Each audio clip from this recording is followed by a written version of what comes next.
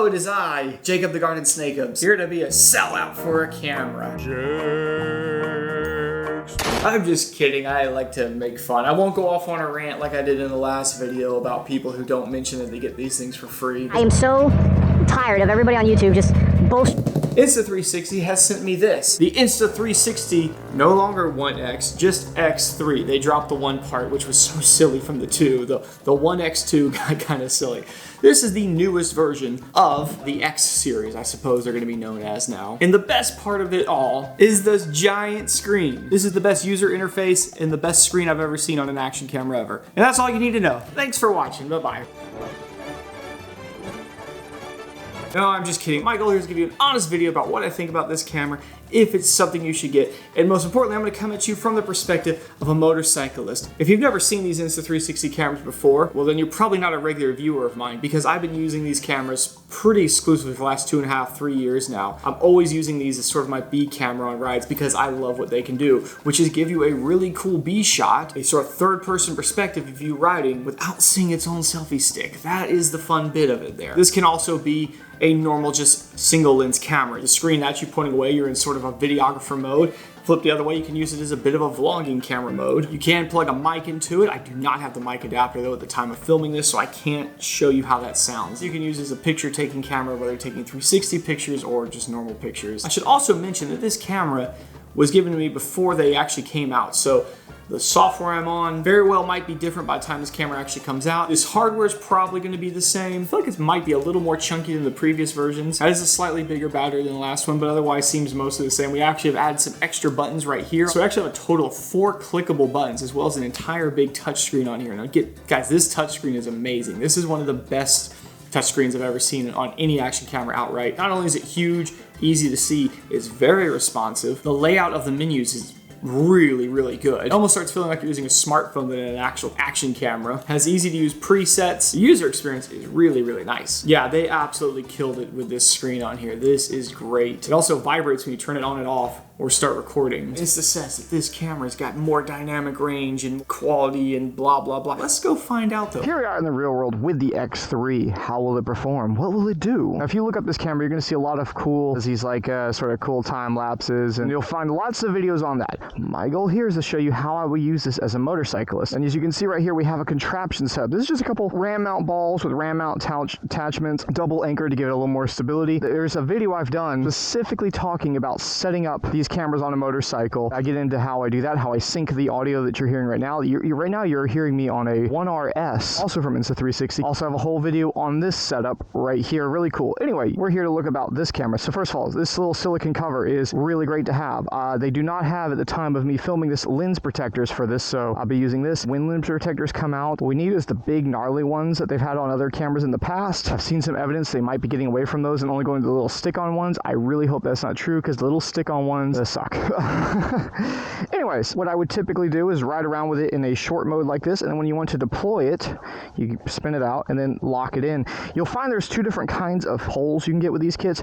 Ones like these that they tighten up and they lock together, or ones that just kind of come out friction hold. The friction hold ones are no good for riding on a motorcycle. You want ones like this that you can sort of lock in. Oh, I turned it on. I actually must have bumped the on button. It's pretty cool because it's the first one I've seen that has a vibrations in it. Anyway, so once they're both going, we do a little pat, and now we are synced up. What you'll notice is, see from, obviously from this camera you can see the pole, but this is the trick of this camera, is because you can see right here, you cannot see the pole. The pole is gone. Also, of course, we can film wherever we want. In post, I can manually make this follow me around. I can also like clip out and highlight my head and have it follow my head as I walk around the bike. But typically in riding mode, I'll have it on something like this, and I'll use what's called lock direction to keep it aiming at me the whole time. I have this camera in 5.7K, 30 frames a second, with the color in standard, and I also have this one in standard.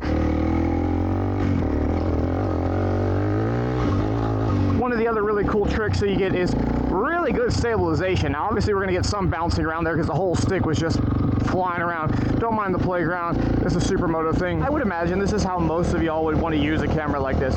You're basically getting this chase vehicle sort of look. Oh, the road is closed. Oh, what is going on here? Oh, they're going to do it. Minivan, minivan. Yeah! This dude's hardcore.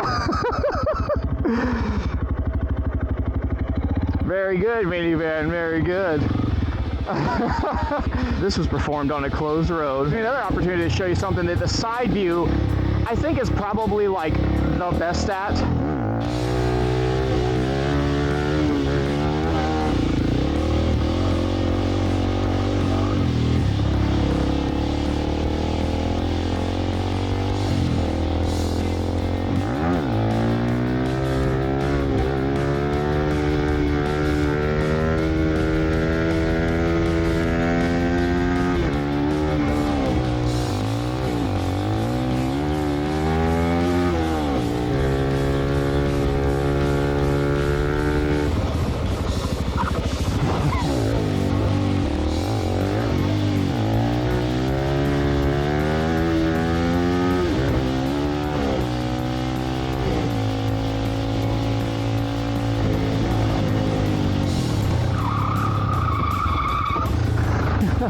Okay, now they're both in active HDR mode, although I restarted that one a few times and I think it might be defaulting to HDR mode, so we might have already been in that. For any like dramatic driving like this, it'll look really cool.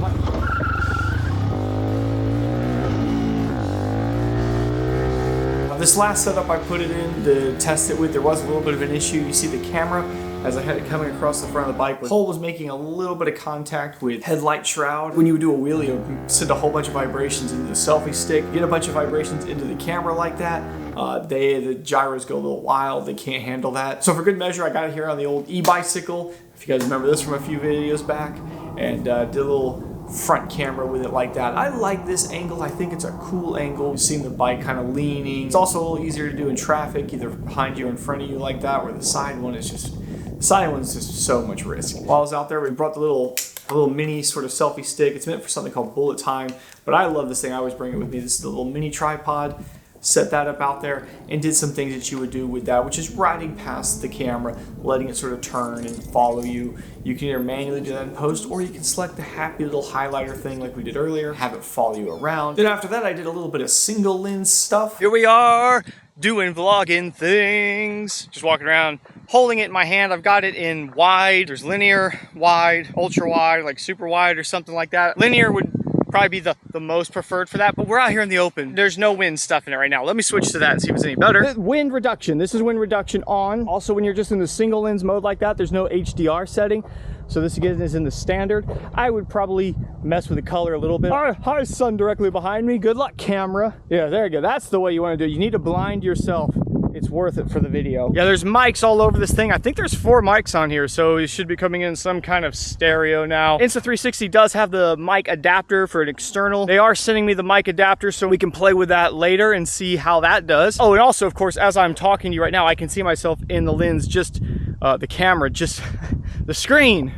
It's one of those words. I can see myself on the screen just below what I'm doing. Anyways, back to me in the garage. What were the results? Well, looking back at the footage, we can see that the 360 footage when we're out around the bike round is pretty good. It's sharp, the color looks good. Honestly, the HDR mode doesn't look half bad. Just leave it in that sometimes, so I don't have to play with any color correcting. But they have taken this camera compared to the last versions and stepped everything up. The biggest thing, of course, they've stepped up was that touch screen we talked about in the beginning. This touch screen is not only great to see what's going on, just having it that big is just so much better. It's, like I said, also way more responsive than I've ever seen.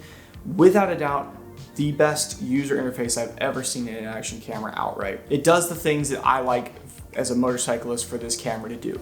Also notice the battery life is a little longer on this than the last ones. Oh, the little vibration, because there's times when you're in the sun, you know, and it's hard to see. Did I get it on? Did I do whatever? And you feel that little vibration. That's actually pretty smart. Using it as a single lens camera actually still looked pretty good. When we had it in the wind reduction, it was kind of funny because it still didn't seem to really reduce the wind reduction noises. You could still hear the wind and the audio just got lower. When they get me the mic adapter, we can actually plug in an external mic with a wind muff and we'll see how that sounds. But for just general action camera audio, pretty good. In general, this seems to be a nice little upgrade over the previous version of this camera. Should you rush out and get one though? Do I need this to capture my motorcycle adventures? Well, if you don't have a 360 camera at all, then yes, this is a good camera to get. There's a lot to like about it. If you have one of the previous ones, the 1X2, it's a little bit better. I wouldn't say it's massively better. It's a little bit better. The screen is the best thing you're getting. If you hate that little round screen, then this is definitely probably a nice little upgrade. If you want a good B camera that can also be used as a vlogging camera,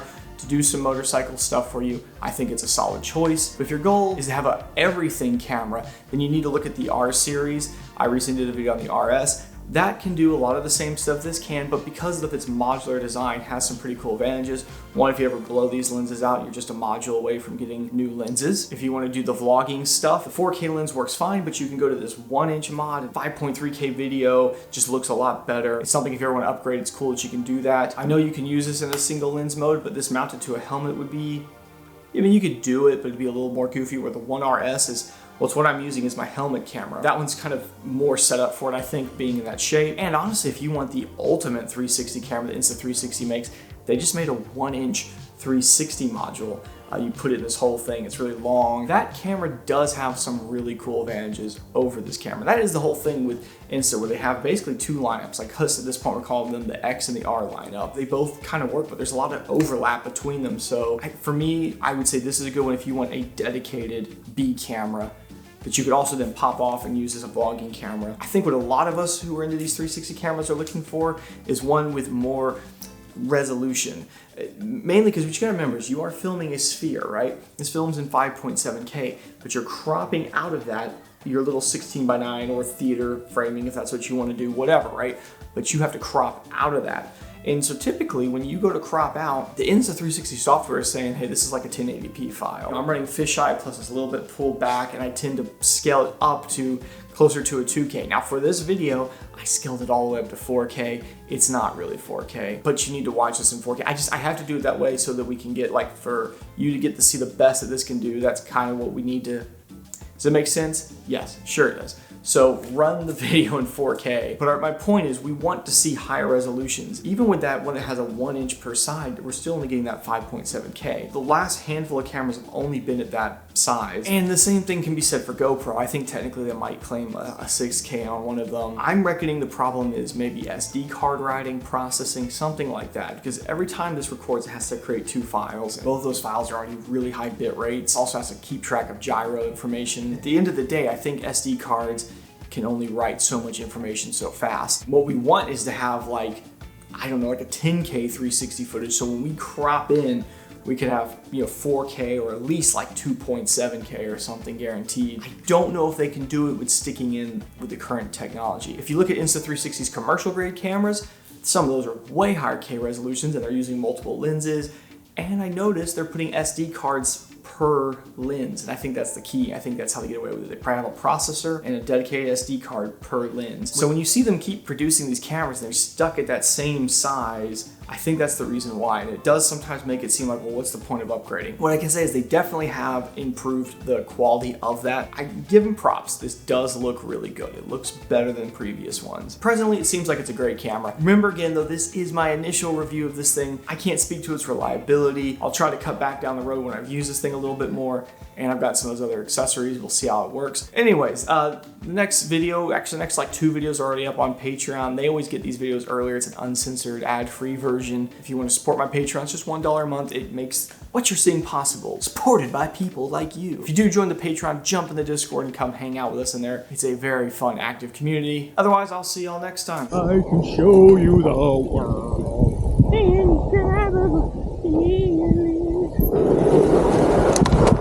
Yeah!